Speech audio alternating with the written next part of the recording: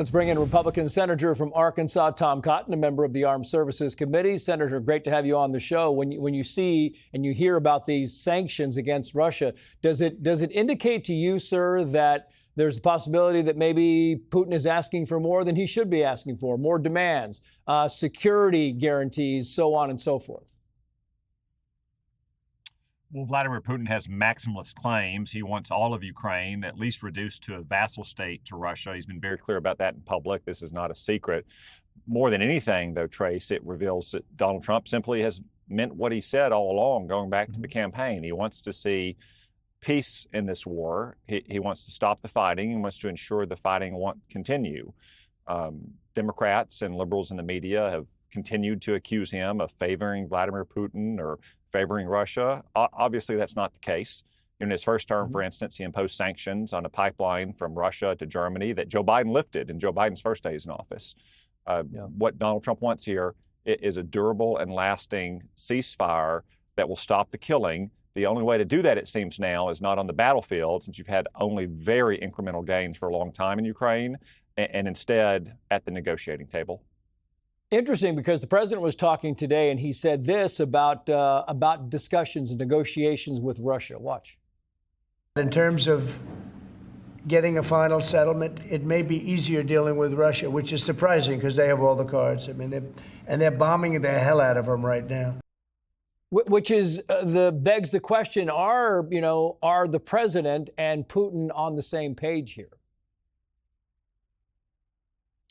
Well, we're going to find out if Vladimir Putin is serious about having an end to the fighting. I think that's what Donald Trump wants to test. One of the things I think that got under the president's skin in the last 24 to 48 hours is the continued bombardment of civilian targets and infrastructure in Ukraine by Russia. It's one thing to have continued fighting by troops on the front lines in eastern Ukraine. It's another thing to have hundreds of missiles and drones fired at residential areas and Ukrainian energy infrastructure, which Putin has continued to do.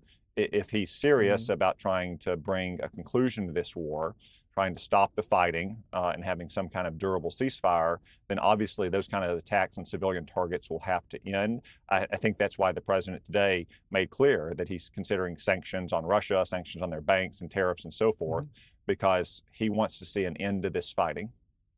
Yeah, and it's interesting because we've had a lot of talk, a lot of news coverage of Zelensky, the Oval Office meeting, and how some of the remarks and the guarantees and the asking fors were a bit inappropriate. And now you have Reuters reporting this. Putin says any Ukraine peace deal must ensure Russia's security, vows no retreat. Russia will seek a peace deal in Ukraine that safeguards its own long-term security and will not retreat from the gains it has made in the conflict. What do you think about asking for those things? Well, I think that's, yet again, Russia propaganda. Ukraine is not threatening Russia's security. Russia is the one that invaded and attacked Ukraine in an unprovoked war of aggression. If Russia would stop the fighting in Ukraine, then the war would come to an end. Yeah, and that's the question. Everybody thinks that this thing is going to go to the table in the next couple of weeks. Do you believe that as well, Senator? Do you see signs that point to this thing in some capacity getting to a table somewhere within 2 weeks?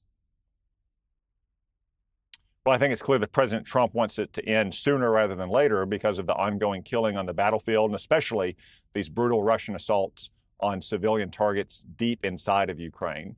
I think that President Zelensky is going to send a team, along with President Trump sending a team to Riyadh next week to negotiate.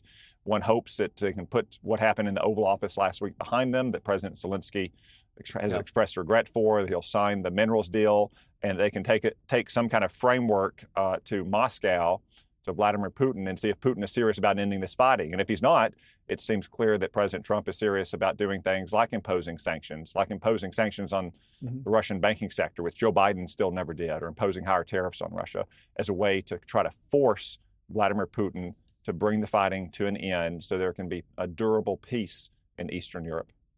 Yeah, you mentioned the Middle East there for a brief second, Senator. I want to get your final take on this because the president is also indicating when it comes to Iran's nuclear capabilities that a deal would be maybe the best remedy here. Not military action, but a deal would be the best remedy. Your final thoughts on that?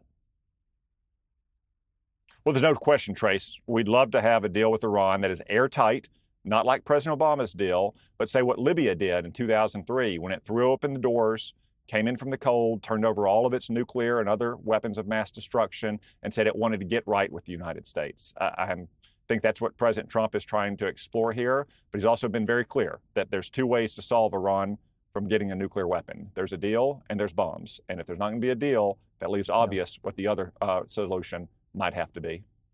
Yeah. Senator Tom Cotton, we appreciate your time, sir. Thank you. Thank you.